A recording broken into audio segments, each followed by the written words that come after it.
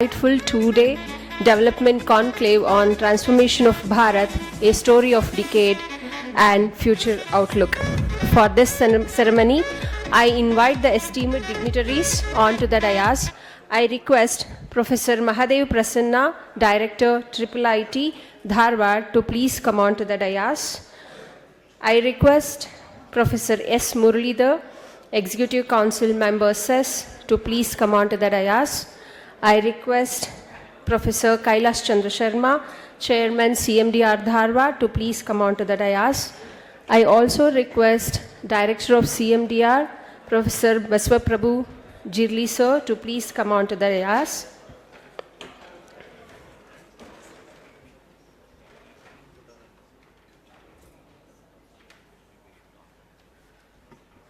One announcement to all the participants, certificates will be distributed only after the valedictory ceremony. I request all the participants who are standing outside to please come inside and take your seats.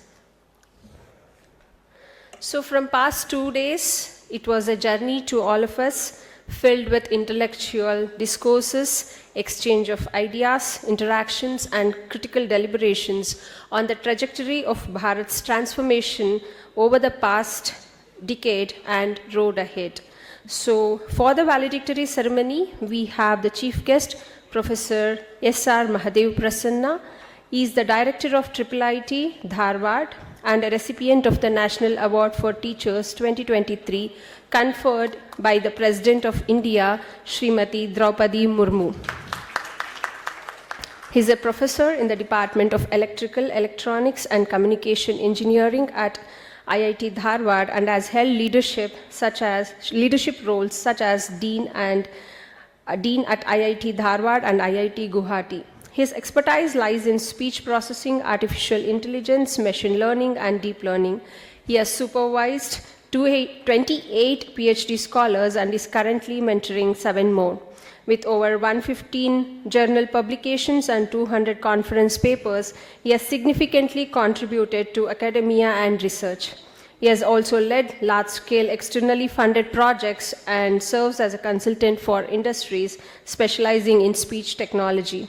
At IIT Guwahati and IIT Dharwad, he has played a pivotal role in academic administration, student welfare, GATE organization, and institutional development, contributing to the establishment of the institutions. A warm welcome to you, sir. I request Dr. Prabhu Jirli sir to please present a bouquet to Mahadeva Prasanna sir.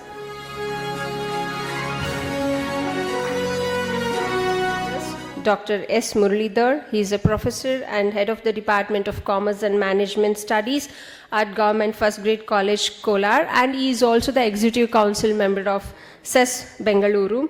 He is a distinguished academician with over 3 decades of experience in teaching, research, and skill enhancement in higher education. Dr. S. Muralidharan is Dean of the Faculty of Commerce at Bangalore North University and has been nominated by Honorable Chairman UGC as the UGC nominee in the Finance Committee of Sri Devaraj's Academy of Higher Education and Research, Tamka, Kolar. Dr. S. Muralidharan has been nominated as an Academic Council member of Bengaluru North University. A warm welcome to you, sir. I request Prabhu sir to please hand over a bouquet to him.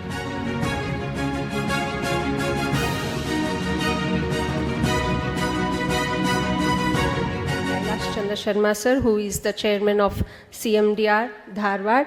I again request Prabhu sir to please hand over a bouquet to him.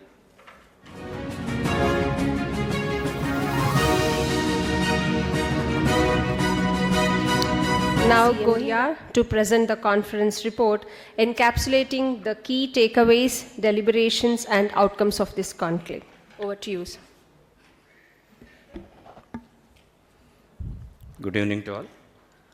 Dignitaries on the dais and after dais, participants, researchers of different discipline and the field. It has been excellent, enriching discussion and deliberation at this national conclave on the transformation of Bharat, the story of a decade and future outlook. I'm here to present the summary of different sessions and key insights drawn out from the 2 days conclave.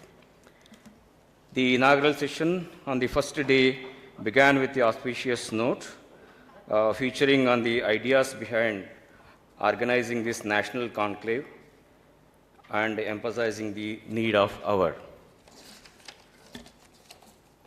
In the inauguration session of the conclave, Dr. Vishal R. IAS, Secretary of the Finance Department, Government of Karnataka, as the chief guest, with Professor Kialashchandra Sharma, Chairman of CMDR, presiding over the event.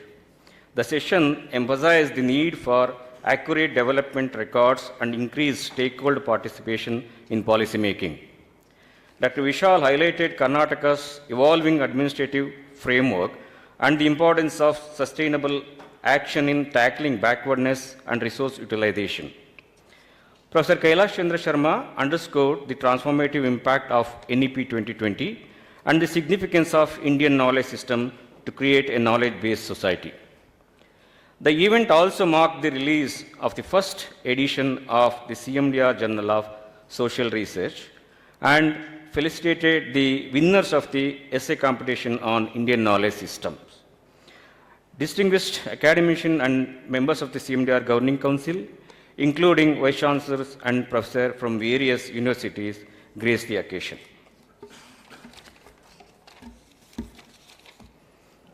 After the auspicious beginning of inaugural session, the next section was focused on Make in India dialogue. The session saw Sri Parshuram speaks on the potential of Indian manufacturing sector, and he highlighted certain achievements done in the manufacturing sector in the last decade and how India utilized the emergencies like COVID-19 and the resulting global sentiments to its advantage. He also underscored the importance of digital efficiency achieved by India. He also outlined the importance of series of programs like Make in India, Digital India, Youth India, Startup India, PLI scheme, which would enable the contribution of manufacturing sector. He also outlined the challenges posed by the artificial intelligence, mainly in the field of education, but also stressed that being conversant with the AI world drastically improve the human productivity. He also highlighted the importance of quality circle and shared his personal experience of working with Japanese companies and how that could be used to propel the human development. The next speaker on the same occasion, Professor Bhimaraya Maitri, shared his thoughts on the India's potential of manufacturing since India has the advantage of demographic dividend. He spoke on the global context and highlighted how the countries affected by aging population such as China, Japan, Korea, etc. Presented India with a golden opportunity due to presence of youth population. He highlighted how Make in India would be helpful in realizing the vision of India to world. Also the importance of Indian knowledge systems and how the Indian origin had gained top position in global corporation by leveraging the advantages of IKS. The second session on the first day, the diplomatic edge, Professor Sandeep Shastri discussed the foreign policy and its role in economic growth, emphasizing three key elements: attitude, that is Dristikona, and aspiration, Akansha, and approach, Samarg, that have evolved in Indian policy over the past decade. He highlighted four major developments: equitable dialogue with all parties, increased global visibility, India's recognized international voice, and growing credibility with stakeholders like the Pew Research Centers. Shastri underscored a past 2014 shift in diplomacy, prioritizing economic and cultural dimension while raising concern about managing India's demographic dividend, with the estimated 1 billion Indians in the global workforce by 2050. Professor Manoj Delhi, at the end of the session, presented his concluding remarks. The session 3 on Vision Talk. In the keynote address on Viksit Bharat, Past, Present, Future, Professor Charan Singh emphasized the India's growth narrative is deeply rooted in history, having contributed approximately 33% to the world GDP for nearly 3 millennia before colonialism hindered its progress. He questioned whether India is mentally prepared to achieve the $5 trillion economy and align with the Viksit Bharat in 2047 vision, noting the key sectors like banking, education, and commerce are not fully synchronized with the government long-term goals. Highlighting Pokhran as a symbol of courage and economic resilience, he stressed the need for strategic preparation to manage the growing economic gap with global powers. The future of India's development, he asserted, depends on MSMEs, agriculture, investment, and export, which requires reforms, inclusivity, and corruption control. It was an impactful session with the question and answer segment. Professor Gauri sir presented concluding remarks on that session. The session 4 of the day 1 is a call for action for North Karnataka. Dr. Vishnukant, it's exclusively for the issue of North Karnataka. Dr. Vishnukant S. Chetpadli, former Vice Chancellor of Karnataka State Rural Development University, Gadag, delivered a compelling address on unleashing the potential, a roadmap for North Karnataka, urging a shift in perspective from the region perceived backwardness to its vast potential. He emphasized that North Karnataka is the backbone of the state and highlighted the positive impact of initiatives like the central government aspirational districts program and the CCDI by the Govindrao committee. Dr. Chetpadli stressed the transformative power of Panchayat Raj institution with 5,968 Gram Panchayats playing a crucial role in the rural development. He called for less dependence on government affiliations and greater public participation and cooperative efforts to unlock the region's true potential. And another speaker, Professor Pramod B. Gai, former Vice Chancellor of Karnataka University and the current Director of Karnataka State for DNA Research, delivered a lecture on the impact of cultural practice on health condition of the North Karnataka population. He highlighted how consanguineous marriages increase the frequency of genetic disorder and cancer in the region. The session underscored the need for preventive measures and the significance of scientific research in mitigating genetic disorder in North Karnataka.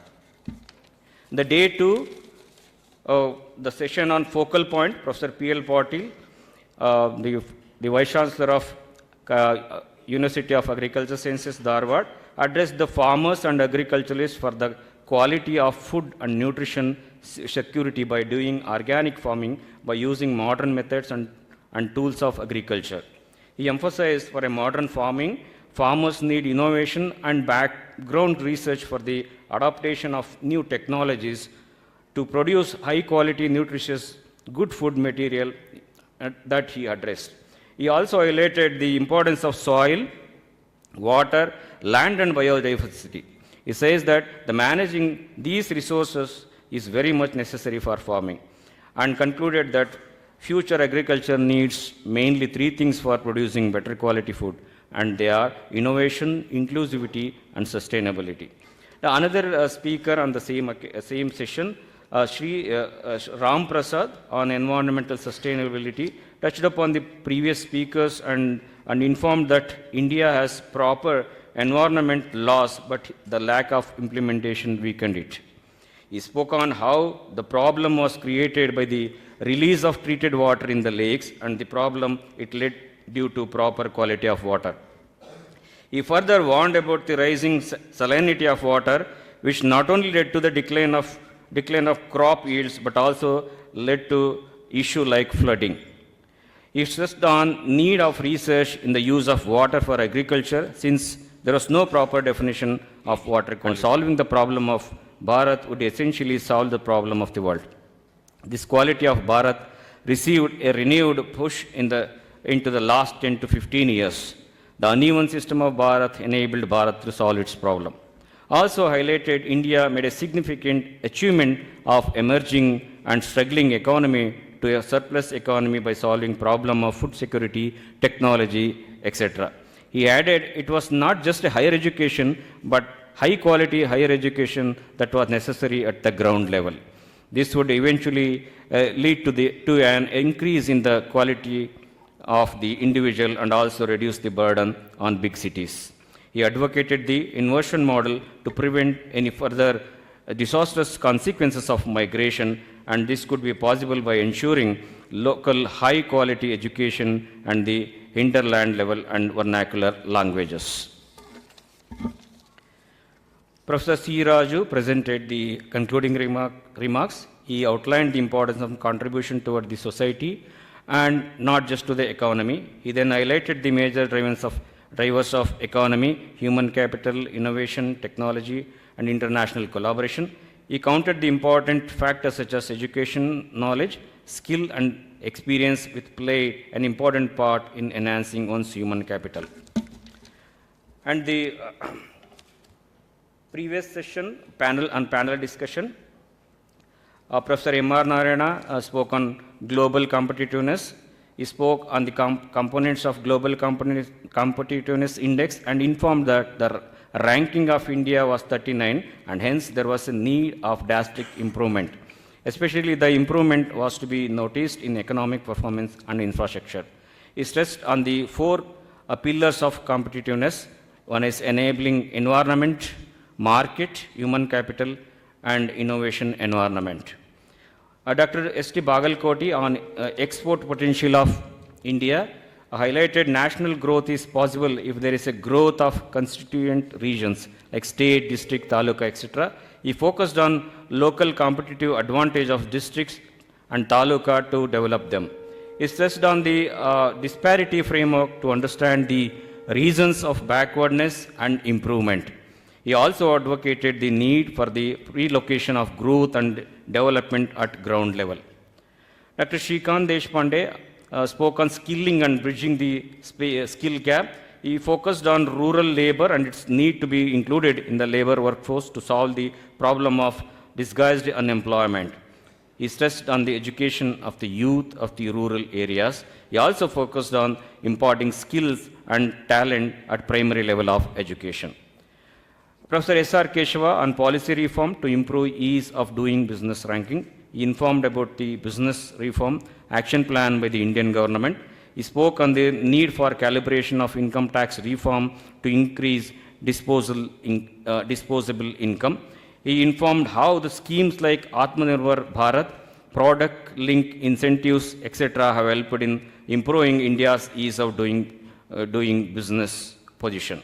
He advocated that there was an urgent need of a big push to achieve the vision of Viksit Bharat in 2047.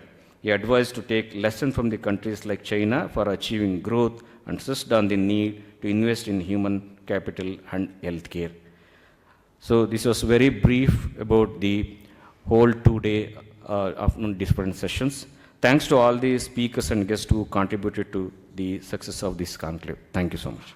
This comprehensive report on the insights of the deliberations that happened in these 2 days. Going ahead, I now request Professor S.R. Mahadeva Prasanna sir to deliver the valedictory address. Dignitaries on the dais and all the participants.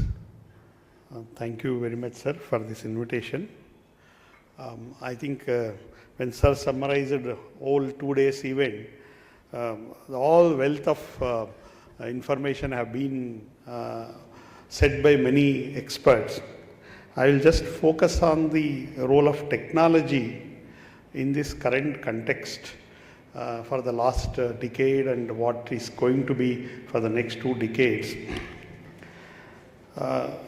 Our country, being known to be an young nation, the initiatives taken by the nation, whether it is center or state, they are highly encouraging, especially in the higher education space. One of the things is, suppose if I consider the education policy, especially if I focus just on engineering education, earlier decade there was no flexibility in the education. You are supposed to take one specialization and all as a brick and mortar system, everything is fixed. Whether you like it or not, you have to study all those subjects. But lot of flexibility has been brought into that system where students can really pursue their passion. And that foresight thought in terms of giving a lot of flexibility for students to explore and identify what is relevant for them and specialize in the area what they are interested is the biggest support that has come to our current generation higher education students. I think all of you will be knowing, I think some of the speakers also might have told, with the invention of artificial intelligence. Of course, the artificial intelligence field was there for for about 4 to 5 decades, people were talking about. But at the turn of this century, especially 2010 onwards, with a lot of digital data being available on the computing and high computing power being made available, these big computing servers are able to crunch these digital data and able to make sense out of that. So, as a result of that, the current generation softwares are not just softwares to just process some data in a spreadsheet that you are giving, they also make sense out of the data. So, as a result of that, suppose if I take somebody comes for an engineering degree of 4 years, I cannot assure my students that no, the subjects that you are going to study, by the time you complete your degree, whether they are relevant or not. That is the pace at which the disruptions are happening. So, on the other hand, what we can teach our student in the higher education space is the art of learning, unlearning and relearning. That is to say, as a part of my education system, I will give them that ability to learn any new area that is coming. And if they feel that no, it is no more relevant, they may unlearn that and pick up the new area and start working on that. So that is the ability that we have to create, and that is possible because of the flexibility that we have brought in the education policy. Earlier we used to say 100% all the subjects relevant to your specialization do. Now we say 25 to 30% is the minimum core foundation courses. After that you are free to explore your passion. Explore your passion means if somebody is interested in that specialization, they can still continue to work on that 100%. But still, if you are interested in some other discipline also, you can work. This is one thing which really is helping our higher education space, especially engineering space in the country.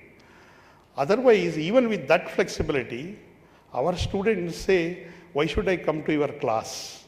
Okay, the video lectures of the best professors across the world universities are available freely. Why should I come and sit in your class? This is the question they ask. If that is the case, how as a teachers of higher education space, how to keep pace with that? One of my visitor was telling to me today, as teachers, we are not only just to cope up with that, now we should also start running with the trends that are changing. That is the pace at which the changes are happening. So now this is about to keep our career floating and growing, but you think about the next generation that we are preparing. We say ours is a young nation, and that is the wealth for us. And based on this knowledge economy, if I want to make this young population to go and work throughout the world, we have to make them as global citizens. How to prepare them as global citizens? So that is where the Indian values comes into picture. So because now with the flexibility that we have given, next generation, day in and day out, when I see my students, they enter into the institute when they are entering into the adulthood, and they go out as a full adults, which to face the society. Here, at that tender age, they are ready to inculcate, easily follow the Western values. In the Western values, I don't need to tell, all of you are aware of that. So what personally, if they have to become the global citizens, they should keep the best of our nation, which is given as a knowledge system for us, for our ancient people, and take the best practices from the West in terms of economic development. How do they focus on, when you get an idea, converting that into a product and process and getting economic development out of that, they do it at the shortest possible time. In our nation, that is the best thing that we have to learn from the Western. But our Eastern value system in terms of tenacity to work hard, and also value system that sustainability is ingrained into all of our nature of working. So that is where a blend we need to create in our education system for the next generation. What essentially, when we discuss at length, the generation we are talking about, even though he is my child, that my son may be 2 generations away from me because of the knowledge exposure he has in the society. He is not really next generation. I may be his great grandfather in terms of knowledge if I see. If that is the situation, how do we communicate with them? The time has gone where how our teachers, our parents were treating us, and now how we have to deal with the next generation. If all of us as seniors of this nation, if we don't realize that, I am fearing the dream all of us are thinking, our next generation will be global citizens and our Vikasit Bharat, where the whole world, we will be on the top of the world, need to be achieved through this generation. That will happen only when we inculcate those values into them. One of the things, the tagline at least we have keep in our institute is, our goal is to develop thinkers and leaders of technology positively impacting the society. I'm not saying you should become a software engineer with that much fat package or something. That may come as if it comes, but that is not the goal of the life. For serving the nation and the whole world, they should be thinkers and leaders for the society. And another important point is, as I told, in the higher education space, earlier we were thinking from a one-dimension point of view. Now going forward, it's a multi-dimensional thinking is required. Technology has become the core part of any product or process we are thinking, irrespective of which field we are working. So as a result of that, the technology space person, he or she cannot say, I will only work on technology. They have to have knowledge of other fields, including economics, sociology, humanities, every field, agriculture. So as in all these space, technology takes the center stage. That is where the focus of the whatever the policy making, and we are creating institutions, we are giving facilities, but how do we inculcate values in the next generation through the process that we employ in our higher education institution? That is very much important. How do we do that? We need to realize the generation difference is not one generation, several generations ahead of us. As a result of that, how do I create a dialogue space with the young generation? How do we do that? And as a result of that, we should be really handing over the nation and the world well-trained and value-based individuals who can really contribute to the whole world. As per our tagline of Vasudhaiva Kutumbakam, our next generation also should realize that in letter and spirit, and there is a need for higher education institutions to come forward, think deeply, and contribute in that space. So these are the few points which I felt I would like to share with all of you. I think very wonderful sessions have happened, and I hope all of you enjoyed 2 days discussion. And if we want to really achieve the Vikasit Bharat, that what we are thinking, I think we are left with maybe about 2 decades, and we are not just walk, we have to run with stability in our running. We should not fall by small issues that we are thinking. As aligned people, our goal is to take care of the next generation and train them well, hand over the world and the nation to them to take it forward. I'm sure one more point I just wanted to tell, just like flexibility that is brought in the education space, in the innovation entrepreneurship also, government is investing in a big way. And this artificial intelligence and the latest information technology has come as a blessing for us. If you want to really develop good companies going out of this nation to become the next Googles or Microsoft, that is possible now because the latest trends in the technology will enable us without much investment. As a knowledge capital, we should be able to do. Realizing this, the country is supporting in a big way. And somebody starting from higher education second year onwards, they start giving schemes and grants. If somebody really uses them in a right spirit, I think this is the best time for them to achieve something and show it to the world. So with all these things that have been set in place for last 1 decade, I think we need to create more awareness among the community, more awareness among the next generation to really make use of all these things available. As a result of that, really we can achieve what we are supposed to achieve. I think with this I'll conclude my few words. Thank you very much, sir. Very much, sir, for providing insights on how technology is also one thing that would lead to transformation of Bharat. I would like to add one thing here. Whatever the transformation of Bharat we are speaking about, or the decade ago things that have happened till today, when we speak about future, all the teachers and the scholars who are sitting here, I think it is on your shoulders, like how you are going to mold and lead your students to become the global citizens. Thank you once again, sir. I now request Dr. S. Muralidharan, sir, to share his insights. Elrigu namaskara. Very good afternoon to you all. Honorable guests on the dais and my dear participants, resource persons, speakers, scholars. We have had a wonderful discussion during the last 2 days, and lot of deliberations on key drivers of transformation of our country, and various sectors commencing from agriculture, manufacturing, fintech, banking, and environment, sustainability, higher education, with a laser focus on a topic pertaining to North Karnataka, regional balance, and this demographic dividend.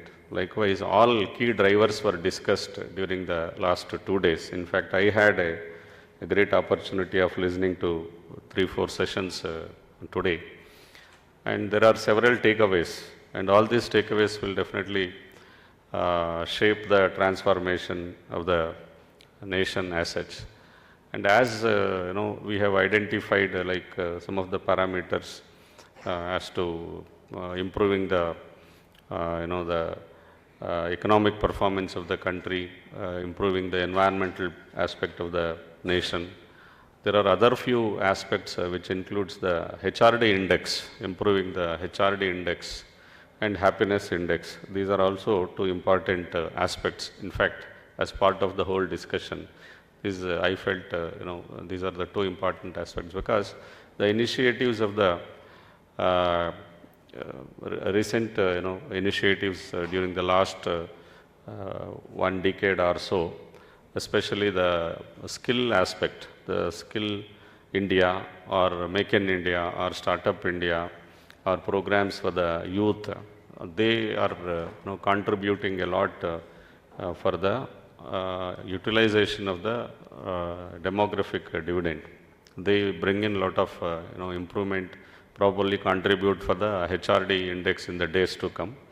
Also the happiness index, because the parameters such as the achievement in terms of per capita income or GDP are important, but equally important are what is the happiness index and HRD index. So from these perspectives also, this 2 days conclave is a wonderful initiative jointly made by CMDR Dharwad and SES Bengaluru. And all of us have several takeaways from this conclave.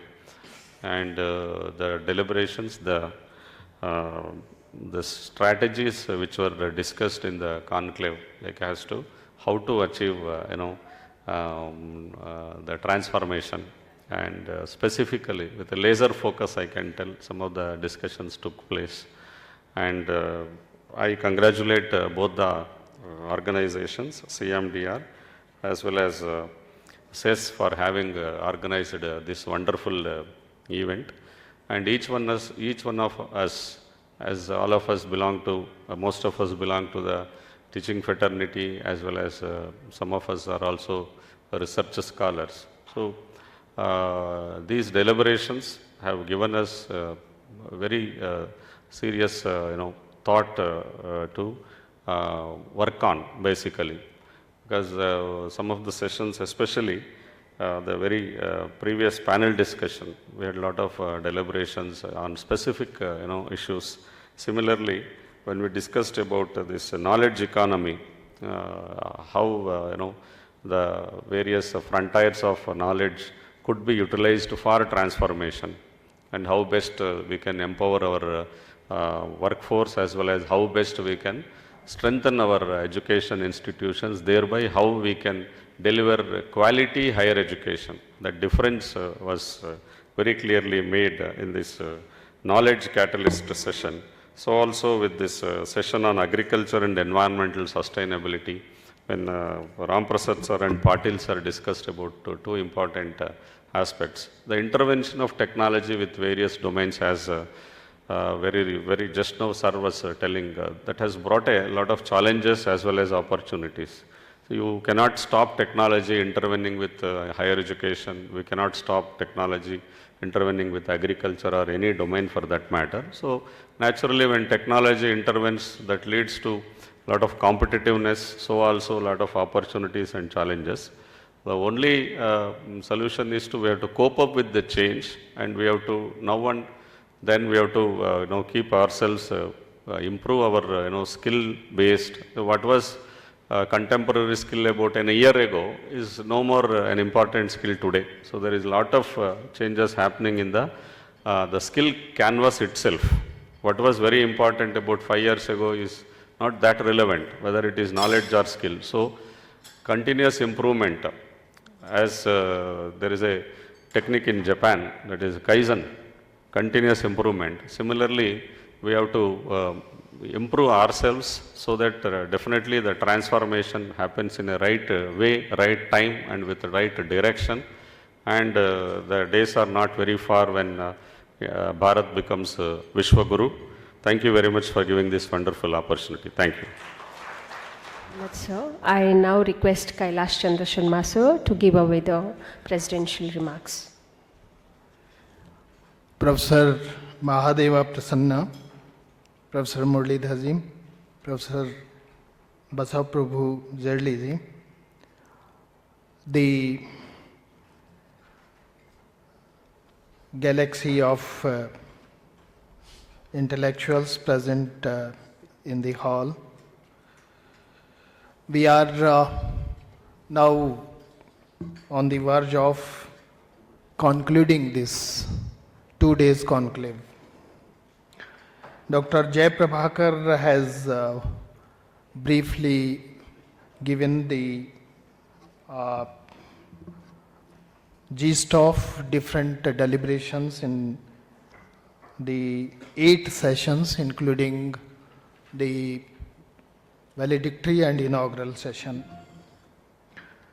This theme, transformation of Bharat, the story of a decade and future, is a very vast theme.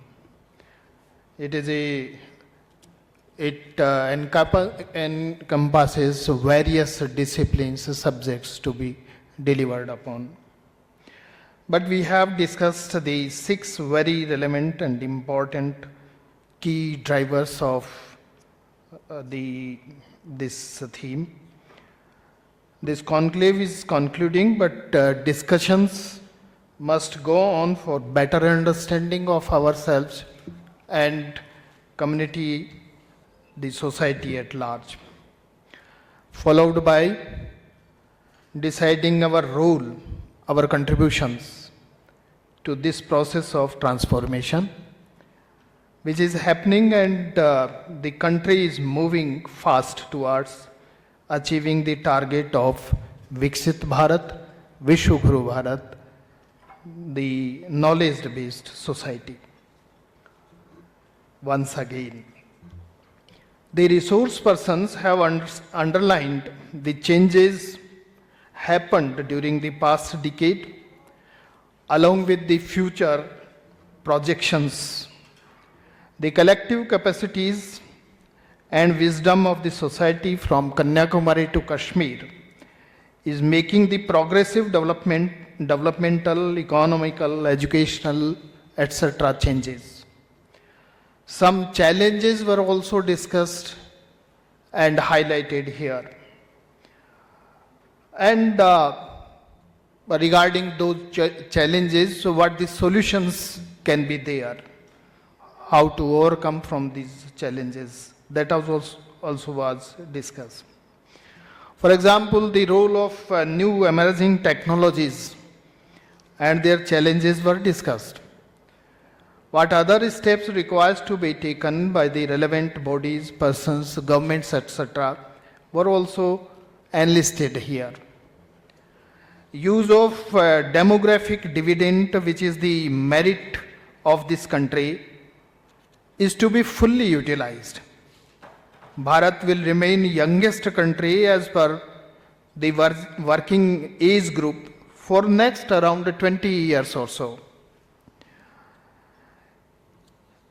This dividend, if trained, skilled, upskilled, reskilled, is bound to do wonders, which is seen through the contributions made by our countrymen globally. The Indian technocrats, scientists, industrialists, etc., who have migrated to foreign countries where they have contributed tremendously to those countries and are working on top positions in top companies, labs, industries, etc. But now the time is not to migrate. That was also highlighted in the second session.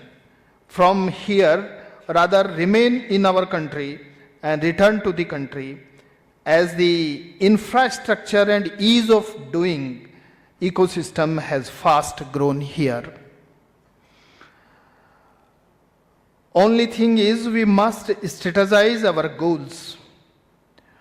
Mr. K. Vijayaraghavan, the former principal scientific advisor, Government of India, and Mr. Varun Agrawal recently have written an article in a newspaper where they write, at the India Science Festival in Hyderabad, we asked an audacious question: what should be the goal of Indian science? One of the co-panelists, Thomas Barlow, a global innovation expert, set the stage for this discussion when he remarked, this century is for India to take. Its ambition should be nothing less. The statement is not a rhetorical one. If one looks at the history of the emergence of disruptive science models across the world, Germany's research and technical universities, America's university network, and its links with industry, space and defense establishments, and more recently, China's ascendance in AI, chemistry, and life sciences, the time for India to act is now. While we can learn from these countries, India must develop a unique model to forge ahead. This is possible because today we have the scale of economy, industry size, startup ecosystem, market spread, and resources to invest in science and technology if we have focused strategy for this. However, we must remember that the core stakeholder to take forward all these is our youth, the students, guided by our faculty in campuses. A student's learning experience gets a boost when he is allowed to change, allowed a chance to creatively combine the core domain knowledge with the subject of his choice. What the initiatives of NEP, Professor Mahadeva was underlining, the flexibility and multiple choice system provided by the NEP. So that the choice, if the student is allowed, and combine the core subjects with his passion, subjects of his passion, I think he can give wonders. The cross-fertilization of ideas with greater conceptual clarity breaks the mental silos. The NEP 2020 enables this through the multidisciplinary higher education network.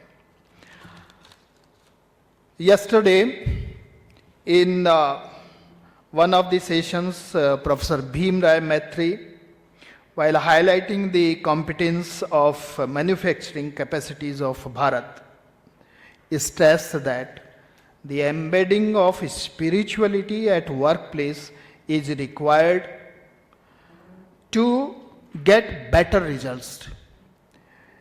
It provides strength to human beings resolve his dilemmas and helps in improving work culture, which is the primary requirement if Bharat has to emerge as a manufacturing hub, a key to achieve the goal of Viksit Bharat.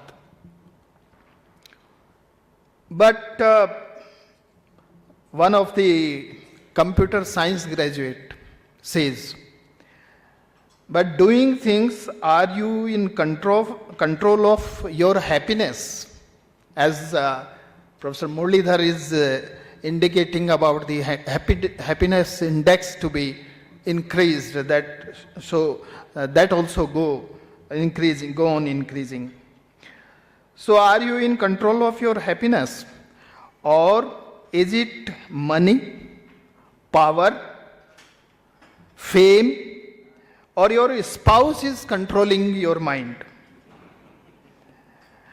How does one control the mind?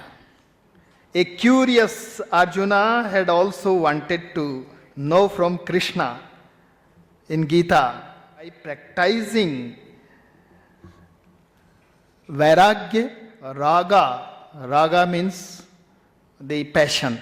Raga mein hi viraga hai. That is said in Gita.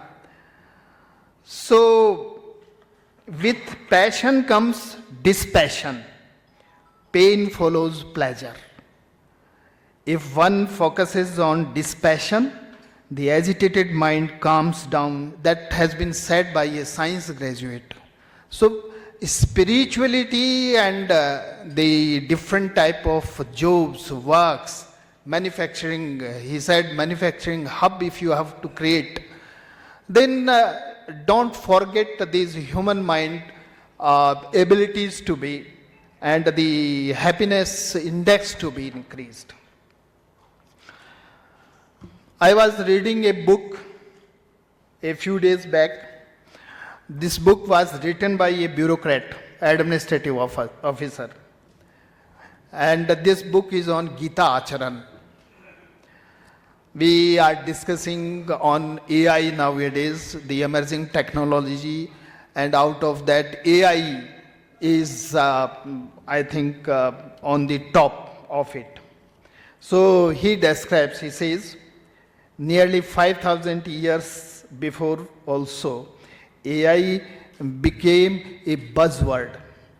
When Lord Krishna offered warrior Arjun a practical advice on the battlefield of Kurukshetra, truth is one which can be accessed only by natural intelligence. AI is simply a tool to enhance our power of thinking. It is not an alternative to natural intelligence. AI will help humans. As long as the control is with them, it would be foolish not to use it, but don't let it use you.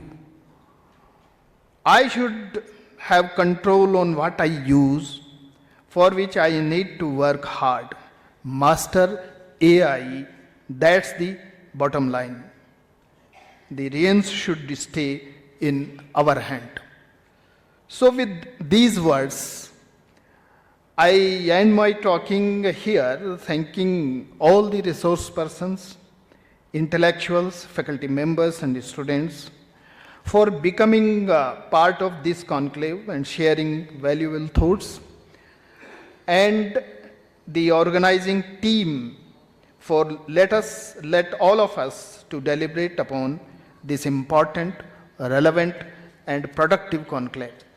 Let us decide our role, work on it, so that the pace of transformation of Bharat is fastened. Ladies and gentlemen, with these words, I congratulate you all and wish that we'll be part of this transformation. Thank you very much. Now I request Kialashchandra Sharma sir to please present Angavastram and memento to Professor S.R. Mahadeva Prasanna sir.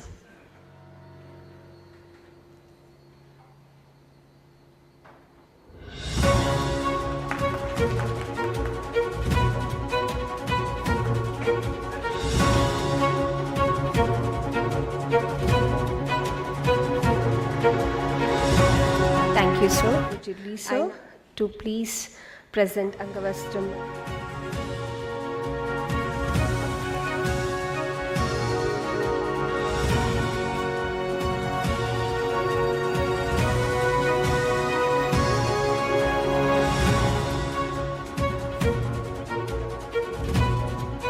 Time to conclude the whole two-day conclave and time to express some gratitude to all the people who have contributed to the success of this conclave. I now request Basva Prabhu sir to deliver vote of thanks.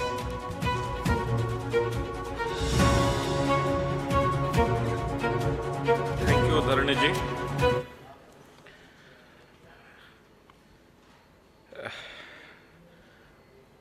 With now coming to the end of this 2 days conclave,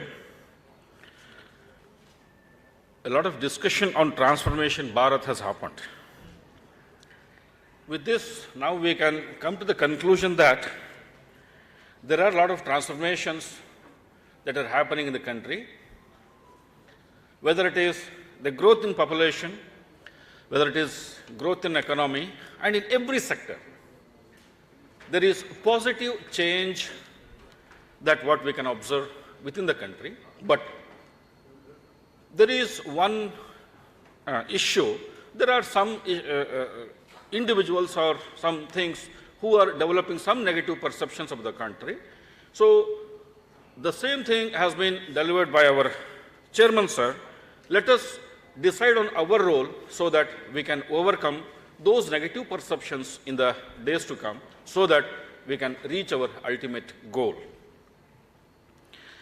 So with this brief introduction, I take this opportunity to extend my sincere thanks to the today's chief guest, Professor S.R. Mahadeva Prasanna sir, who is the director of IIIT Hyderabad, which is a leading research institution in the northern part of Karnataka. Sir has clearly said that we all academicians, or each one of us, should prepare ourselves to learn the art of learning, the art of unlearning, and art of relearning, so that we can pave the way for the transformation of the Bharat. My sincere thanks are due to the guest of honor of today, Dr. S. Muralidharan sir, who is a professor at GFGC, Kolar, and member of Executive Council, CES, Bengaluru, for sharing his valuable views. And especially our chairman sir has also mentioned about the happiness index.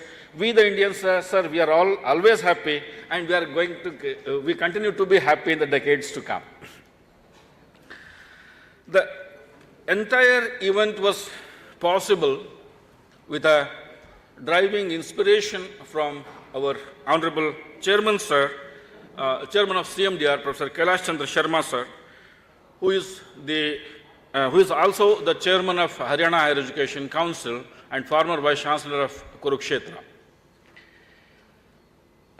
So even though Sir lives in Chandigarh because of his official commitment, and CMDR is about 3,000 kilometers away from Chandigarh, but still we got a lot of inputs and insights on a continuous basis, and he keeps on asking us what is going on, and we should update him on a continuous basis. That gives us the spirit to work. And with this, so I extend my sincere thanks to our Honorable Chairman, Professor Kialashchandra Sharma Sir, and the entire Governing Council of CMDR. Yesterday we had our Governing Council meeting also, wherein we took a lot of decisions as a policy matter for our institution. All the Governing Council members today, Professor C. Raju sir is also here. Sir, sincere thanks to you. The inaugural session, we witnessed the presence of Dr. Vishal sir, who is a medical doctor by profession turned administrator, and he gave a lot of inputs and insights on the economic aspects of the state as well as the country.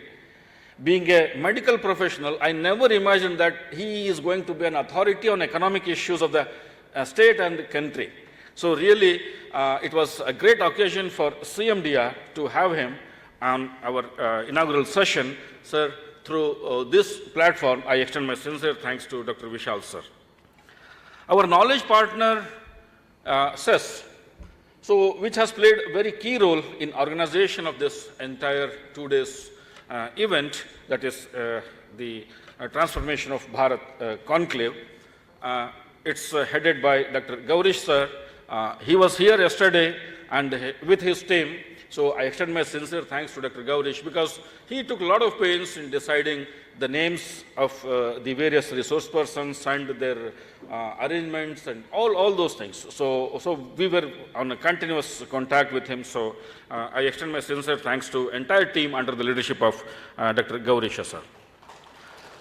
So a range of resource persons from Chandigarh, from Delhi to Gurgaon, Haryana, and different Hyderabad, and from different parts of the country as well as within the state. You have seen that our Dr. Jay Prabhakar has presented the report. You see the range of experts that who were present here just to talk on what exactly happened in transforming the nation in the last decade, which are the factors, driving factors. So they all narrated, and definitely will be coming out with a beautiful publication looking into their presentations as well as the insights. So it's going to be, so we are thankful to all the resource persons who contributed for this particular event. Our sincere thanks are due to the competent authorities of the Government of Karnataka as well as Indian Council of Social Science Research, which are the two major funding bodies for the institutions like CMDR. We extend our sincere thanks to both these institutions, both the government bodies. Now coming to the team CMDR, which has worked tirelessly in making this entire event. Even though as a part of protocol or by default, a director has to be on the chair, but the entire load was shared by Dr. Jaiprabhakar, our Registrar Vedvas Hanumanji, the entire faculty members and the non-teaching staff of our institution. They played very key role in making this event a reality. Because I am only 2 years old in this institution, they are all working since many years, and their efforts were contributing for success of this entire event. Similarly, the team CES, which has been supporting CMDR, so they also played a key role. I extend my sincere thanks to the team CES also. One thing just I forgot, I will be going back to again CMDR. The entire the group of research scholars who were part of the CMDR, they played a key role, because as a rapporteur they worked here, and as volunteer they worked here. They played many roles. They went to airport for bringing the resource persons and to look into their arrangements and various delegates arrangements. Everything was looked after by the research scholars. So really I'm thankful to them. And the participants coming from different parts of the state, and some outstation participation are also there. So actually, sir, we received a very overwhelming response of more than 450 participants in the online registration. And again, the team CES and team CMDR ensured the participation of each and everyone by calling them, whether he will be here or not. So if you are coming from outstation, you have to send your ticket. So then we are coming to know that, yes, you are going to be here. So then only you will be confirming your accounts. Like that, they worked a lot. So because of that, we have a very committed participation. So yesterday, one of our resource person asked, so especially because I attend number of conferences. So in the morning inaugural session, the attendance will be 300, 400. But by the time we reach the tea time, there will be 5 or 10. But your program is something different. How you made it possible?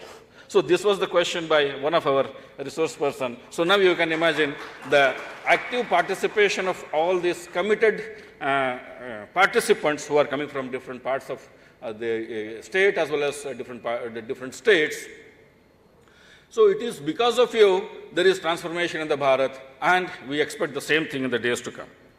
So we CMDR also extends its sincere thanks to the entire team of media. So there was a beautiful coverage by the media in the today's newspaper, sir. Majority of the news clippings are in Kannada, so that is why I didn't share with you, because so there's a beautiful participation, and I hope today's event will also be covered in tomorrow's newspaper. So we are thankful to you, the media. So if at all I missed the name of anyone, kindly excuse me.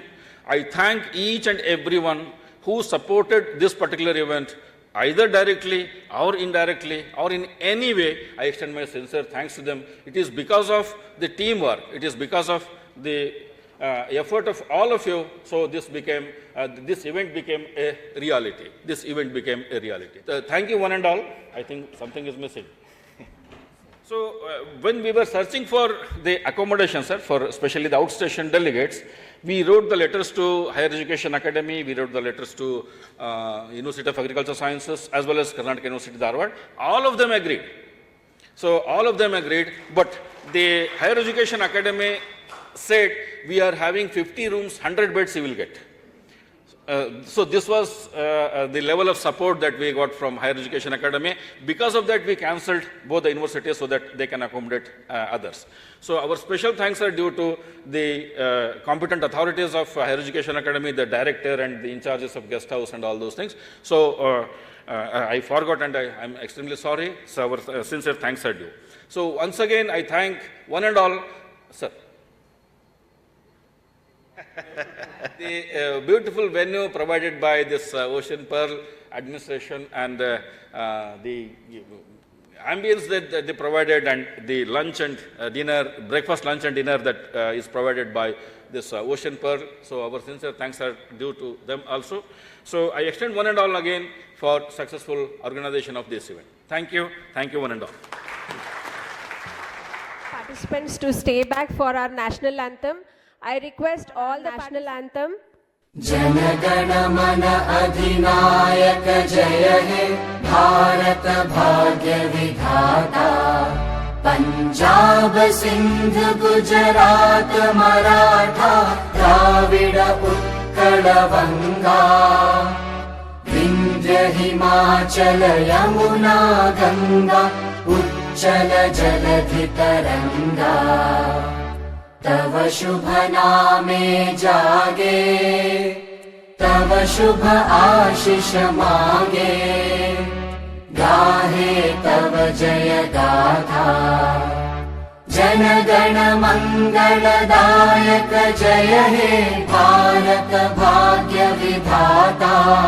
जय हे जय हे जय हे, जय जय जय जय हे। बोलो भारत माता की।